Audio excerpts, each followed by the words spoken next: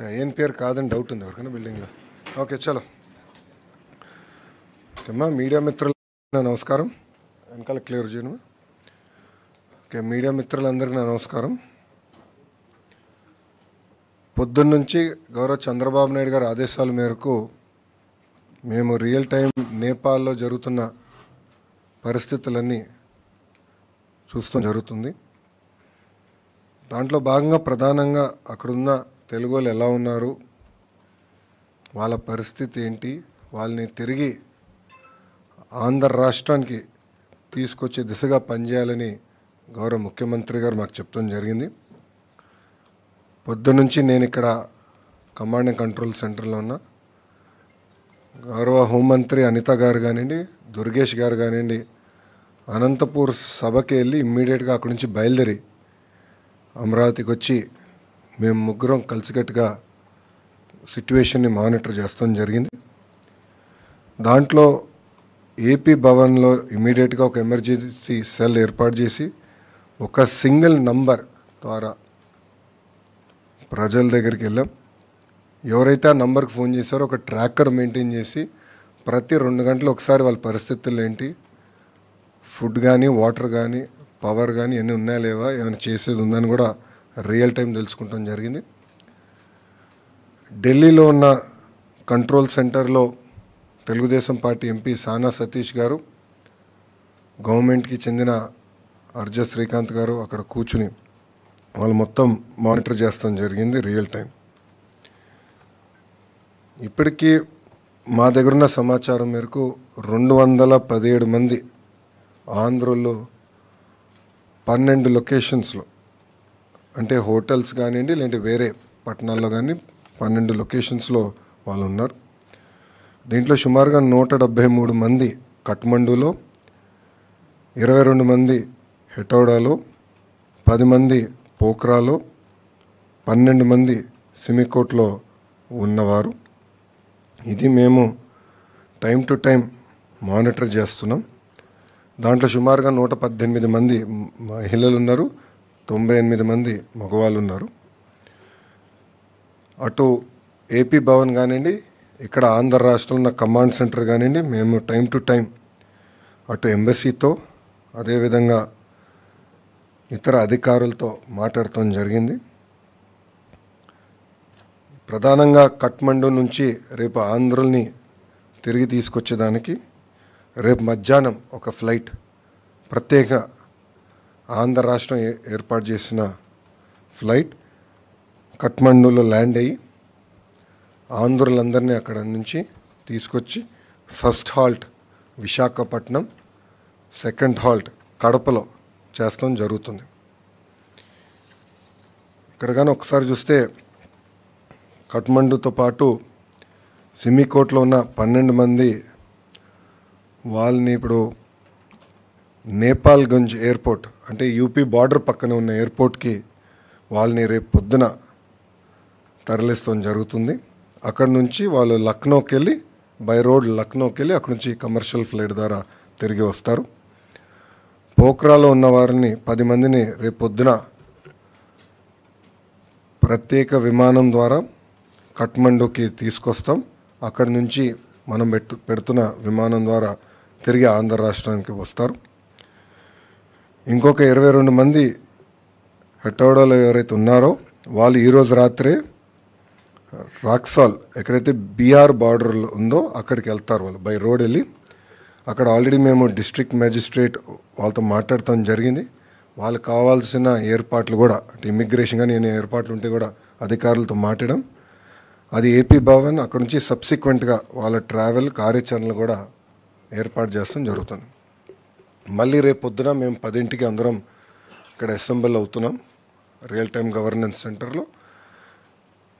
రేపు 10 నుంచి కంటిన్యూస్గా మానిటర్ చేసి ప్రతి ఆంధ్రుడు తిరిగి వచ్చే వరకు మేము అందరం పనిచేస్తాం.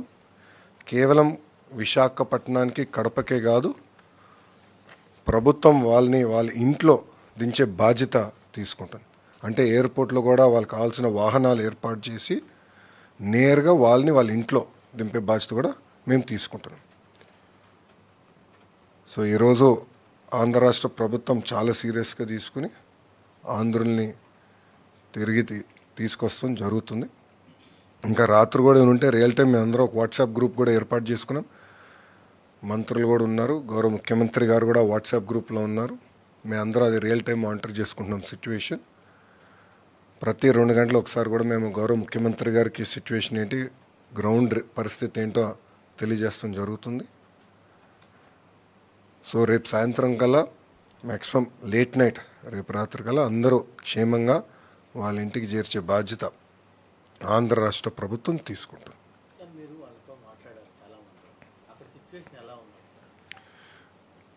పొద్దున కొంచెం టెన్షన్గా ఉన్నారు అందరూ ఫస్ట్ రౌండ్ మాట్లాడినప్పుడు. సెకండ్ రౌండ్ మాట్లాడగల కొంచెం శాంతియుతమైన వాతావరణం నెలకొంది. ఆర్మీ వాళ్ళు కూడా వాళ్ళు చేయాల్సిన కార్యక్రమాలు చేస్తున్నారు. సో ఇప్పుడు ప్రశాంతంగా ఉంది అనేది వాళ్ళు చెప్పారు. కానీ వాళ్ళు వెళ్ళినప్పుడు కొంతమంది అయితే ఏకంగా బస్ స్టాండ్లో దాక్కునే పరిస్థితి, అప్పుడు బస్ స్టాండ్ కూడా తగలబెట్టారని వాళ్ళు చెప్తాం. ఒకరైతే ఏకంగా రోడ్డు పైన ఉన్న పరిస్థితి మొత్తం మాకు చూపించారు. అంటే రాత్రి షాపుల పైన జరిగిన దాడులు కానీ, హోటల్స్ పైన జరిగిన దాడులు కానీ అవన్నీ కూడా వీడియో కాల్ ద్వారా వాళ్ళు మాకు చూపిస్తాం కూడా జరిగింది. సో ఒక మాటలో చెప్పాలంటే నిజంగా అందరూ చాలా భయపడ్డారు, చాలా ప్యానిక్ అయ్యారు. ఒక పక్కన వాతావరణం కొంచెం కామ్ అవుతాం, రెండోది ఆంధ్ర రాష్ట్రం నుంచి మేము అంటే 12 గ్రూప్స్ ఉన్నాయి కనుక 12 మందితో మాట్లాడి, కోఆర్డినేటర్ ఉన్నారు కదా, కోఆర్డినేటర్తో మాట్లాడి మళ్ళీ అందరితో కూడా మాట్లాడి మేమున్నాం, మీకు ఏమైనా ఇబ్బంది ఉందంటే ఇమీడియట్గా మాకు ఒక ఫోన్ చేయండి, ఒక మెసేజ్ పెట్టండి, వీళ్ళు టేక్ ఇట్ అప్ సీరియస్లీ అని చెప్తాం కూడా జరిగింది. సో ఆ ప్యానిక్ రియాక్షన్ లేకుండా మేము చూసుకున్నాం. అట్లా ఏం ప్రాబ్లం, మెడికల్ అటెన్షన్ ఏం అవసరం లేదని కూడా వాళ్ళు చెప్పారు. మెడిసిన్స్ ఏమైనా అవసరమా అని కూడా అడిగాము. సరిపడా స్టాక్ ఉన్నాయి మాకు, నో ప్రాబ్లం అని వాళ్ళు చెప్తాం జరిగింది. వాళ్ళు రియల్ టైం చెప్పారు. అంటే ఎప్పుడు ఇది ఎయిర్పోర్ట్ ఓపెన్ అవుతుంది ఏంటి, ఫ్లైట్స్ ఎప్పటికల్లా రావచ్చు, అవన్నీ కూడా టైం టు టైం మేము కోఆర్డినేట్ చేసాం. ఇప్పుడు కేంద్రంలో మన మినిస్టర్ ఆఫ్ సివిల్ ఏవియేషన్ రాము ఉన్నాడు. రాముతో కూడా నేను దాదాపు ఒక 10-12 సార్లు మాట్లాడా ఈరోజు. సో ఆయన క్యాబినెట్ మీటింగ్ వెళ్ళే ముందర మాట్లాడా, క్యాబినెట్ మీటింగ్ వెళ్ళిన తర్వాత కూడా మాట్లాడా.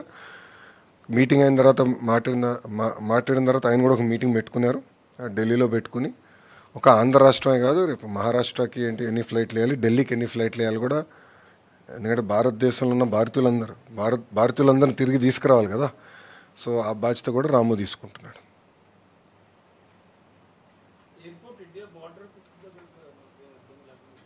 సార్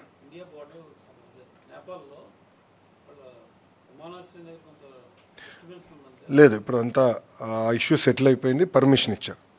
సో అందుకే రేపు మధ్యాహ్నం కదా మనం ఫ్లైట్ వెళ్తుంది మన వాళ్ళు వైజాగ్కి. ఇంకా ఐ థింక్ అక్కడి నుంచి 2.5 గంటలు ఫ్లైట్ మనకి వైజాగ్కి. వైజాగ్ నుంచి ఒక 45 minutes Kadapa.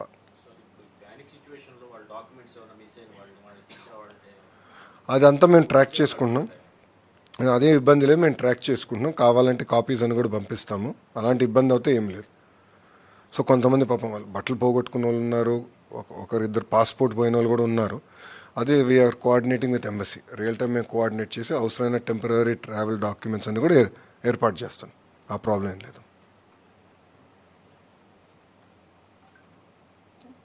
Okay, no questions.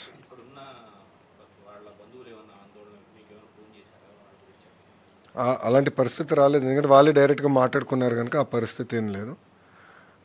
వాళ్ళతో మేము మంత్రులు మేము అందరం మాట్లాడాం కనుక వాళ్ళు కూడా హ్యాపీగా ఉన్నారు. ఎస్, ప్రభుత్వం ఉంది అని ఒక భరోసా వాళ్ళు కలిగింది. సో ఎక్కడ ప్యానిక్ అవ్వలేదు. టైం టు టైం వాళ్ళు కూడా ఫీడ్బ్యాక్ ఇస్తున్నారు. లైక్ కొంతమంది మాకు రోడ్ ఓపెన్ అయింది, మేము ఏం చేయమంటారు, బార్డర్కి వెళ్ళొచ్చా, మీ అభిప్రాయం ఏంటని కూడా అడిగారు. మేము కొంచెం డైరెక్షన్స్ ఇచ్చాం. పలానా ఇక్కడికి వెళ్ళిన అక్కడ ఈ వ్యక్తి ఉంటారు, రిసీవ్ చేసుకుంటారు, అటు నుంచి మేము చూసుకుంటాం, ఏర్పాట్లన్నీ చేస్తామని కూడా చెప్తాం సార్.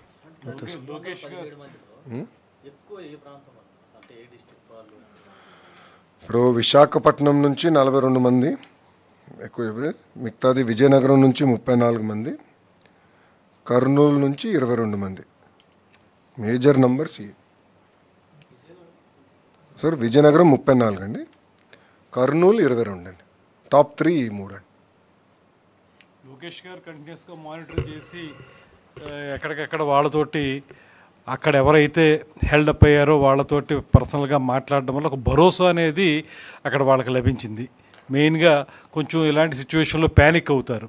ఎప్పుడైతే గవర్నమెంట్ ఆఫ్ ఆంధ్రప్రదేశ్ వెంటనే రెస్పాండ్ అయిందో, అక్కడ జరిగేటువంటి అనంతపూర్లో మీటింగ్ను కూడా ఆయన క్యాన్సిల్ చేసుకుని ఇక్కడ ఉండి కంటిన్యూస్గా మానిటర్ చేయటం వల్ల వాళ్ళు ఖచ్చితంగా న్యాచురల్గా వాళ్ళకి ఒక భరోసా అనేది వచ్చింది. వాళ్ళందరూ హ్యాపీ ఫీల్ అయ్యారు. ఇప్పుడు అన్ని మెజర్స్ తీసుకోవడం జరిగింది. రేపు మధ్యాహ్నానికి అందరినీ కూడా మళ్ళీ ఇండియాకి తీసుకురావచ్చే ఏర్పాట్లన్నీ కూడా లోకేష్ గారి నేతృత్వంలో అందరూ టేకప్ చేస్తున్నాం.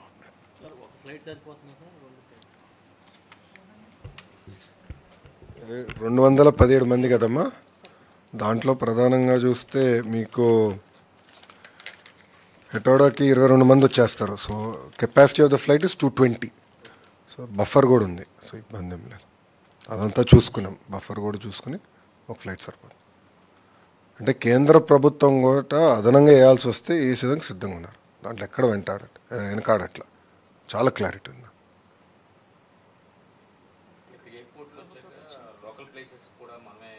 ఎస్, ప్రభుత్వం బండిలు ఏర్పాటు చేసి వాళ్ళ ఇంటికి చేర్చే బాధ్యత మేము తీసుకుంటాం. ఇప్పుడు మాకేంటంటే ఒక రోల్ మోడల్ ఉన్నారు కదమ్మా, చంద్రబాబు నాయుడు గారు. ఇప్పుడు మీరు చూస్తే ఉత్తరాఖండ్ వరదలు వచ్చినప్పుడు బాబు గారు ఎట్లా పనిచేస్తారో మేము అందరం చూసిన వాళ్ళం. సో ఆయన చూసి ఇన్స్పైర్ అయ్యి ఇట్లా చేయాలి, ఇట్లా చేస్తే కరెక్ట్ అనేది మేము చేసుకుంటూ వెళ్ళిపోయాం. సో ఆయన ఒక మోడల్ ఉంది మాకు. ఆ గతంలో చేసి చూపించారు, మేము అది ఫాలో అవుతున్నాం. సింపుల్. అదే ఉత్తరాఖండ్ అప్పుడు ప్రతిపక్షంలో ఉన్నారు. అంటే 2 ఫ్లైట్లు 3 ఫ్లైట్స్ మేము అప్పుడు నేను ఎన్టీఆర్ ట్రస్ట్ నుంచి మానిటర్ చేశాను. గౌరవ ముఖ్యమంత్రి గారు నేరుగా అక్కడ ఉత్తరాఖండ్కి వెళ్ళారు. వెళ్ళి ఆయన తీసుకొచ్చారు, తెలుగు వాళ్ళందరినీ తీసుకొచ్చారు. ఓకేమ్మా, థ్యాంక్ యూ వెరీ మచ్. జై హింద్.